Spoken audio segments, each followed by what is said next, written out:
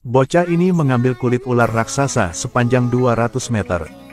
Dia memegangnya di tangannya dan mengamatinya dengan cermat. Ketika bocah itu mengetahui bahwa dia tidak bisa makan, dia melemparkannya ke tanah. Padahal bocah itu sudah tinggal di hutan sejak kecil. Tapi dia belum pernah melihat ular. Jadi bocah itu tidak tahu dia dalam bahaya. Dia bahkan meletakkan sepiring buah dan memakannya di tempat.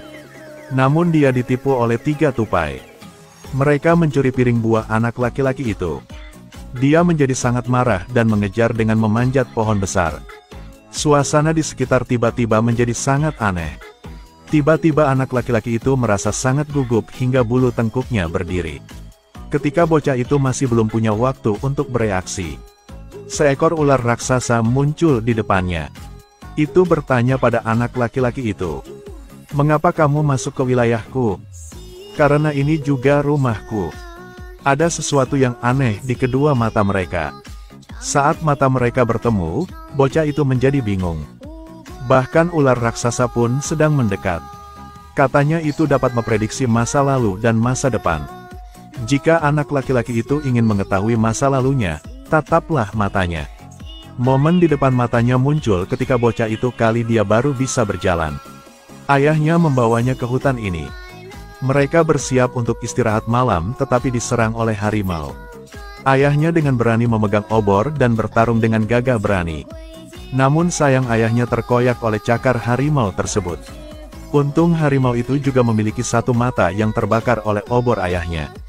Rasa sakit yang membakar membuat harimau itu melarikan diri. Bocah itu masih beruntung bisa keluar dari bahaya. Dia berjalan keluar dari gua sendirian karena kaget. Kemudian menemukan macan kumbang hitam mencari makanan. Bocah itu tidak tahu jadi dia langsung menyentuh wajah macan kumbang itu. Macan kumbang hitam akan menakutinya. Tetapi ketika melihat mata yang jernih dan teguh itu, rasanya sedikit hangat di dalam hati. Macan kumbang hitam yang berhati lembut, akhirnya memutuskan untuk memelihara bocah itu. Lalu memberikannya kepada serigala untuk memberinya makan. Macan kumbang mengajari bocah itu cara bertahan hidup di hutan. Di bawah perlindungan serigala perkasa, bocah itu bisa tumbuh di hutan yang berbahaya. Tetapi Tuhan tidak mengkhianati orang yang berhati teguh. Harimau awalnya masih menemukan keberadaannya. Tahun ini mengalami kekeringan parah yang jarang terlihat dalam 1 abad. Tanah menjadi kering dan pecah-pecah karena kekurangan air. Hutan telah kehilangan warna hijaunya di masa lalu. Bahkan batu karang damai yang tersembunyi jauh di dasar sungai pun muncul. Kapanpun batu yang damai ini muncul, yang berarti bahwa hutan sedang menghadapi krisis yang serius. Sampai sungai yang meluap menjadi kering kembali. Semua hewan harus gencatan senjata untuk mengatasi kesulitan bersama. Karena kekeringan yang parah dan kekurangan air. Semua hewan di hutan berkumpul di sini untuk minum air. Anak laki-laki itu juga dibawa ke sini oleh induk serigala. Melihat penampilan bocah itu, hewan-hewan itu mulai berbisik. Tapi anak itu tidak peduli. Dia masih bersenang-senang bermain dengan serigala. Hewan lain minum air langsung di sini. Hanya anak laki-laki itu yang membuat alat untuk menampung air dari tanaman rambat yang dipadukan dengan labu kering. Dia menggunakan sendok sederhana ini untuk minum air dari sungai. Ini segera menarik perhatian semua hewan. Semua orang mengira bocah ini seperti binatang buas. Tapi kenapa dia pandai menggunakan alat padahal tidak ada yang mengajarinya? Saat ini, hewan yang sedang bersantai mengangkat telinganya untuk mendengar. Ternyata harimau yang memburu bocah itu juga datang ke sini. Ia mengancam serigala bahwa itu harus memberikan anak laki-laki itu kepadanya. Tetapi serigala sangat bersatu dan juga tidak suka itu. Mowgli sekarang menjadi anggota kawanan kami. Dia Mowgli. Kamu bahkan memberinya nama. Kapan hutan kita mengizinkan manusia untuk tinggal di sini? Dia hanya anak. Apa kau melihat luka di mataku? Itulah yang dilakukan manusia kejam. Saat itu aku bertengkar dengan ayah anak laki-laki itu. Mataku menjadi seperti sekarang disebabkan oleh ayahnya. Tetapi karena telah membuat kesepakatan untuk berhenti berperang sekarang, harimau itu tidak punya pilihan selain menahan niat membunuhnya. Itu mulai menakuti serigala-serigala. Ketika musim hujan tiba, itu saatnya anak laki-laki itu meninggal. Lebih baik kamu berpikir jernih. Jika tidak, seluruh klan serigalamu akan dikubur bersama bocah ini. Setelah mengatakan itu, dia berbalik dan pergi. Kemudian, musim hujan tiba. Hutan menjadi subur dan makmur kembali. Sungai juga perlahan ada air kembali. Namun kehadiran harimau selalu menjadi ancaman bagi bocah itu. Serigala harus bertemu lagi untuk membahas cara menghadapinya. Namun tidak ada solusi yang ditemukan. Ketika mereka tidak setuju dan berdebat satu sama lain, anak laki-laki itu berinisiatif untuk berdiri. Serigala adalah semua kerabat dan teman yang telah menyaksikannya tumbuh dewasa. Dia tidak ingin melihat mereka terluka hanya demi dia. Jadi dia mengusulkan untuk meninggalkan kawanan dan pergi ke tempat lain. Macan kumbang hitam juga muncul dan mendengarkan semuanya. Hanya dengan mengembalikan bocah itu ke pemukiman manusianya, dia bisa benar-benar aman. Itu juga mengirimnya ke serigala.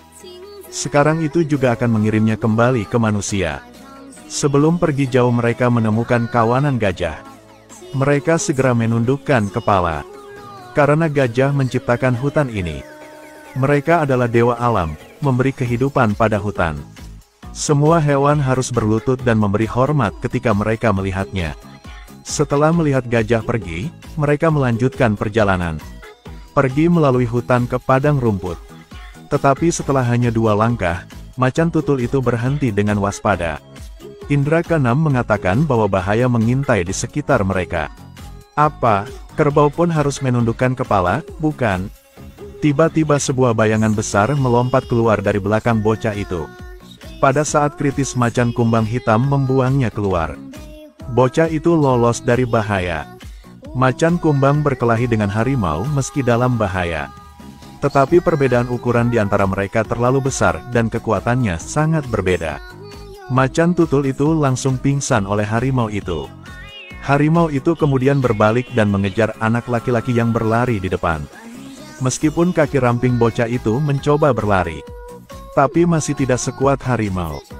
Ketika dia melihat seekor harimau mendekati kawanan kerbau tiba-tiba muncul. Mereka menghalangi kemajuan harimau. Anak laki-laki itu menggunakan kesempatan ini untuk melompat lalu jatuh ke dalam selokan. Saat itu, kawanan kerbau gila juga berlari menuju selokan. Harimau di atas masih mencari siluet anak laki-laki itu. Bocah itu juga terus mengawasi gerak-gerik harimau itu. Dia memikirkan jalan keluar dari mulut harimau.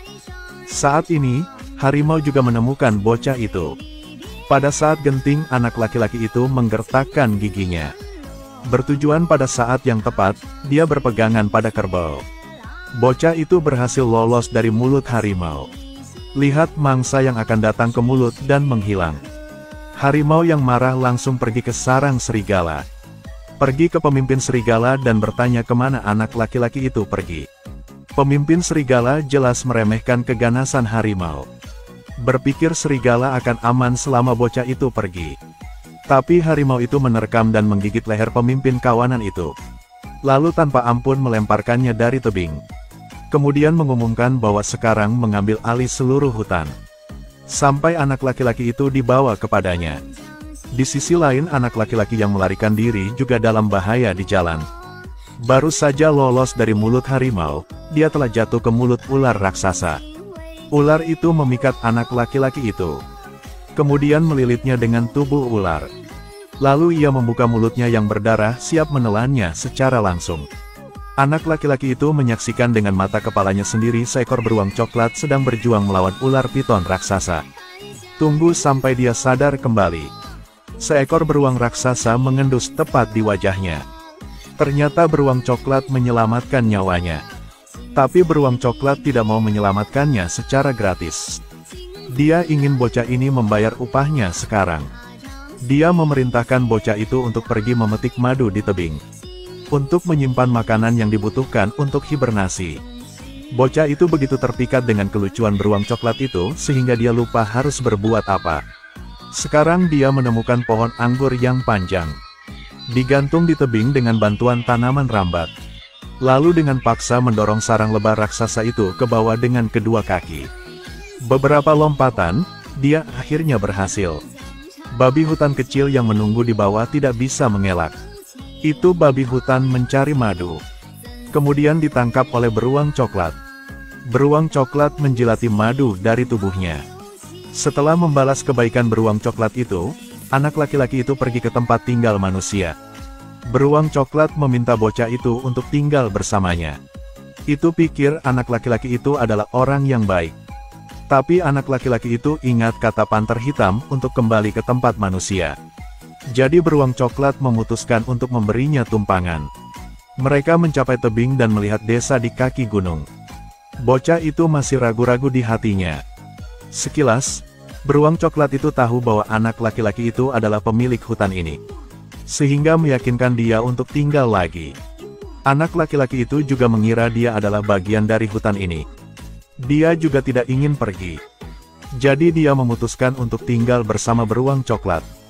Dia mulai mengeksploitasi kecerdasan unik umat manusia. Bantu beruang coklat mengumpulkan lebih banyak makanan untuk musim dingin.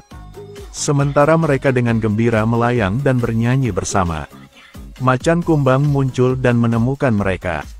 Ketika dia mengetahui bahwa anak laki-laki itu telah memetik semua madu. Macan kumbang mulai marah. Aku hanya membantu beruang coklat mencari makanan untuk hibernasi. Di hutan manakah beruang berhibernasi? Apa yang kamu ajarkan pada anak laki-laki itu? Aku tidak hibernasi, tetapi aku selalu mengantuk. Macan kumbang hitam benar-benar marah. Itu akan membawa bocah itu pergi keesokan paginya. Pada malam hari bocah itu mendengar suara aneh. Keingintahuan mendorongnya untuk bangun untuk memeriksa. Erangan masih berlanjut. Anak laki-laki itu berjingkat perlahan ke arah gajah. Tetapi gajah melihatnya dan memperingatkannya. Bocah itu segera menurunkan tubuhnya dan berlutut memberi hormat. Itu sebabnya gajah lengah dan tidak menyerang bocah itu. Dia memasuki lubang untuk memeriksa. Ternyata bayi gajah yang jatuh ke lumpur dan tidak bisa keluar. Dia segera berlari kembali ke tempat penyimpanan alat. Bawalah 2 ikat tanaman rambat yang tebal dan panjang. Menggunakan kecerdasan manusia super untuk berhasil menyelamatkan bayi gajah. Macan kumbang yang menyaksikan keseluruhan proses juga termenung. Itu membuatnya semakin ingin mengeluarkannya dari sini. Namun keberadaan harimau selalu menjadi ancaman. Beruang coklat yang mendengar bahwa anak laki-laki itu diburu oleh harimau juga menyetujui ide macan kumbang hitam. Atau apakah paling aman mengirim bocah itu ke desa manusia? Jadi dia menemukan bocah itu dan mengatakan sesuatu yang bertentangan dengan keinginannya untuk mengusirnya. Aku benar-benar menggunakanmu untuk mendapatkan madu. Aku tidak membutuhkanmu sekarang, jadi tolong pergilah. Ketika bocah itu mendengarnya, dia langsung putus asa. Dia merasa seperti hatinya telah diinjak-injak. Jadi dia memanjat pohon sendirian dan merajuk. Seekor monyet kecil melihatnya dan datang untuk mengganggunya. Bocah itu memperingatkannya untuk menjauh dari dirinya sendiri. Tapi suara itu baru saja berbicara. Sepasang cakar mencengkeram lengannya dan menangkapnya. Kemudian monyet bergandengan tangan membawa anak itu ke tempat yang jauh. Macan kumbang dan beruang coklat di bawah juga merasakan sesuatu yang tidak beres. Tetapi harus tak berdaya karena gerakan monyet terlalu luwes. Setelah sekian lama mereka tertinggal. Monyet membawa bocah itu ke atas tebing yang tinggi. Bocah itu terkejut dengan apa yang dilihatnya setelah mencapai puncak tebing. Ada istana kuno di atasnya. Beberapa menit kemudian, macan kumbang hitam dan beruang coklat akhirnya terlacak sampai ke ujung tebing. Melihat tindakan mereka, meskipun mereka tidak mengatakannya, mereka benar-benar menganggapnya sebagai anggota keluarga yang penting. Jadi mereka menentang bahaya untuk memanjat tebing tinggi. Bocah itu didorong ke istana oleh monyet. Banyak potongan tembaga dan besi ditemukan menumpuk di tanah. Sementara anak laki-laki itu sedang belajar dengan penuh rasa ingin tahu. Sebuah tangan raksasa terulur dari kegelapan di belakang bocah itu. Setelah mengambil segenggam buah dari tanah, ia kembali ke kegelapan. Baru pada saat itulah bocah itu mengetahui bahwa pemilik istana saat ini adalah seekor simpanse. Aku raja di istana ini. Tolong panggil saya Raja Simpanse. Ternyata simpanse telah memata-matai seluruh hutan. Mereka tahu bocah itu sedang diburu harimau. Tujuan simpanse menangkapnya juga sangat sederhana.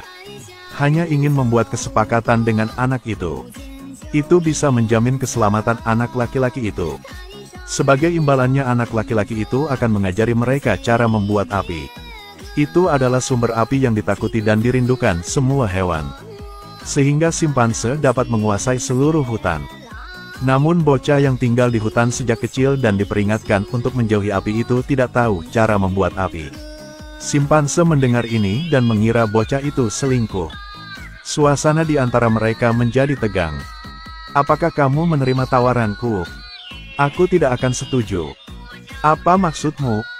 Di saat ini, beruang coklat muncul tepat waktu. Monyet-monyet segera menerkamnya. Macan kumbang hitam juga muncul dari kegelapan di sampingnya. Ingin membawa anak itu pergi dalam diam-diam. Tak disangka, pada saat ini, seekor monyet tiba-tiba menoleh.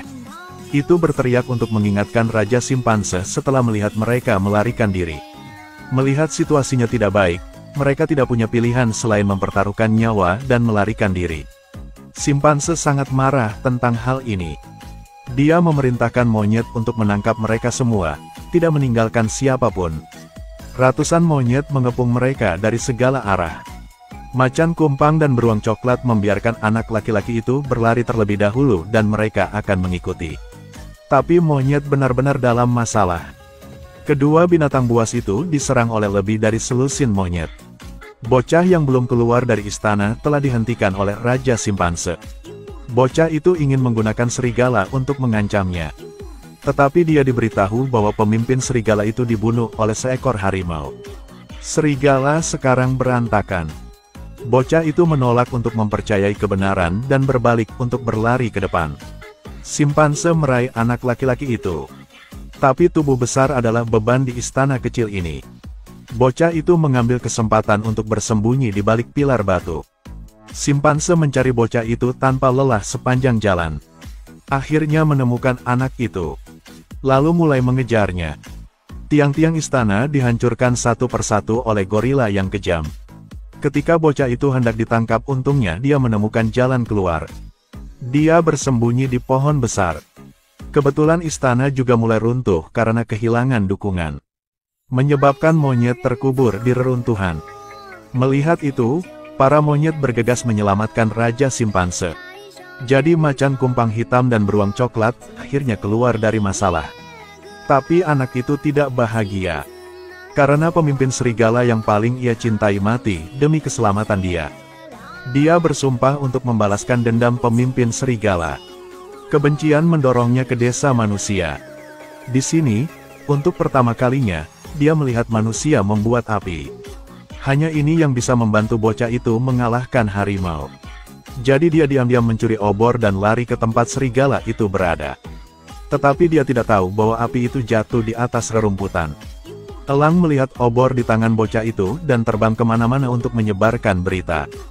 Hewan-hewan itu ketakutan dan berkumpul di tepi sungai. Pada saat itu anak laki-laki itu juga berlari dengan obor terangkat tinggi. Lalu berteriak, "Di mana harimau itu? Aku takut." Sekarang mereka lebih takut pada obor di tanganmu. Anak laki-laki itu menoleh ke belakang dan melihat bahwa hutan sedang terbakar. Dia terkejut dan melihat binatang di sekitarnya. Api mencerminkan ketakutan di mata binatang. Bahkan saudara serigala terdekatnya tidak akan berani mendekat. Harimau terus mengancam bocah itu. Tetapi anak laki-laki itu masih muda sehingga dia berhasil dibujuk olehnya. Anak laki-laki itu bahkan melemparkan keuntungan terbesarnya adalah obor yang jatuh ke air. Tapi itulah yang harimau inginkan. Anak laki-laki telah membuang obor. Tidak ada cara untuk protes, hanya bisa dengan patuh menunggu mati. Macan kumbang hitam dan beruang coklat juga datang ke sini. Serigala juga menjawab panggilan itu dan berdiri di belakang bocah itu bersama-sama. Mereka bersumpah untuk melindungi bocah itu. Harimau merasa konyol diinjak-injak oleh sekelompok hewan yang lebih lemah darinya. Ini adalah sesuatu yang tidak akan pernah dibiarkan terjadi. Jadi ia bergegas maju dan bersiap untuk membunuh mereka semua. Beruang coklat bangkit berdiri untuk bergulat dengan harimau.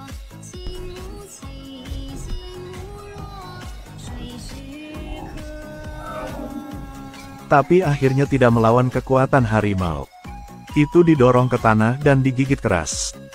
Melihat beruang hitam dikalahkan, serigala-serigala itu menyerbu pada saat bersamaan. Bocah itu juga ingin melawan musuh bersama, tetapi macan kumpang hitam melemparkannya ke tanah. Dikatakan dia bukan mereka dan tidak bisa melawan. Kamu harus berpikir dengan hati-hati. Bocah itu tiba-tiba mengerti. Segera lari ke hutan yang terbakar di belakang. Bahkan jika seluruh kawanan serigala bergerak maju, mereka tidak dapat mengalahkan seekor harimau ganas. Dari sudut mata harimau, dia menemukan bocah itu melarikan diri.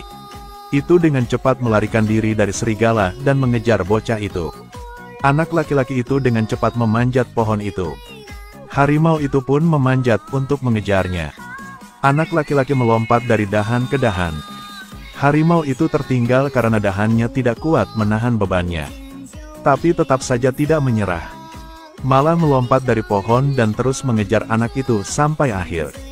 Melihat anak laki-laki itu berlari ke pohon, harimau itu menggunakan cakarnya untuk menggaruk dadanya. Anak laki-laki itu kesakitan dan terus mendaki lebih tinggi. Tapi tidak ada jalan kembali. Anak laki-laki berdiri di pohon melihat harimau di belakang. Harimau itu mendekat selangkah demi selangkah. Di bawah kaki adalah nyala api. Sukses sudah dekat. Harimau mulai menerkamnya. Bocah itu dengan cepat melompat dan meraih tanaman merambat. Dahan kering benar-benar patah oleh kekuatan harimau. Harimau itu langsung jatuh ke lautan api. Bocah itu berhasil mengatasi ancaman hutan. Tapi dia tidak bahagia. Karena hutan yang dia sebut rumah terbakar untuknya. Dia pergi dengan wajah sedih. Anak laki-laki itu tidak tahu bagaimana menghadapinya. Saat itu gajah tiba-tiba muncul. Bocah itu segera berlutut dan menyapa mereka. Gajah mulai menggunakan pohon dan batu untuk memblokir sungai. Menggunakan gading panjang mereka untuk menggali parit. Air mengalir ke segala arah. Api juga sudah padam. Hewan dapat kembali ke rumah mereka. Bocah itu juga kembali dengan serigala. Kemudian mereka hidup bahagia bersama keluarganya di hutan.